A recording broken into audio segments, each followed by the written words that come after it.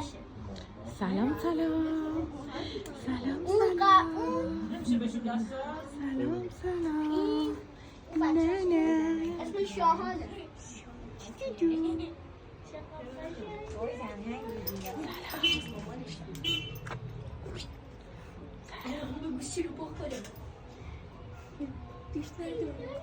گودم نگیری گودم نگیری گاز میگیره گاز میگیره گاز میگیره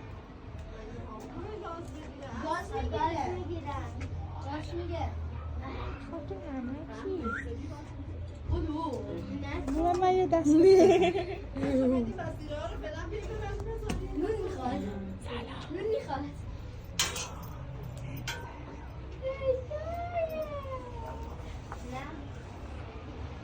بیا بخورش بیا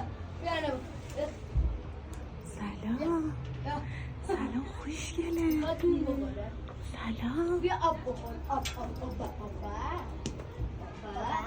دست داره میذاره پیش کارش نداره جانم موچشا مادر باش سلام میاد جانم موچشا مادر تو کنه نبگی دیدم شاهان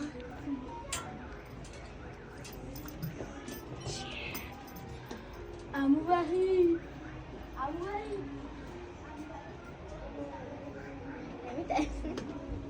سلام خیلی خوشگلی تو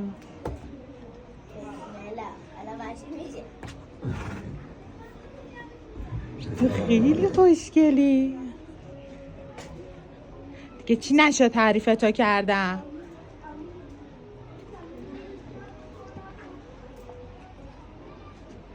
سلام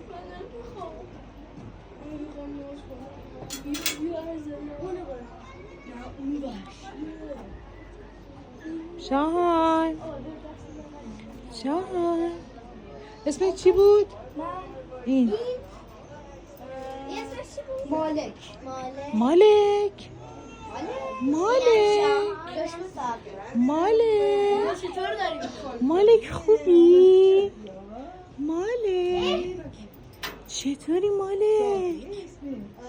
مالک اسم شاهان اسم مالکه مالک سلام مالک آره دختره این مامانه اینه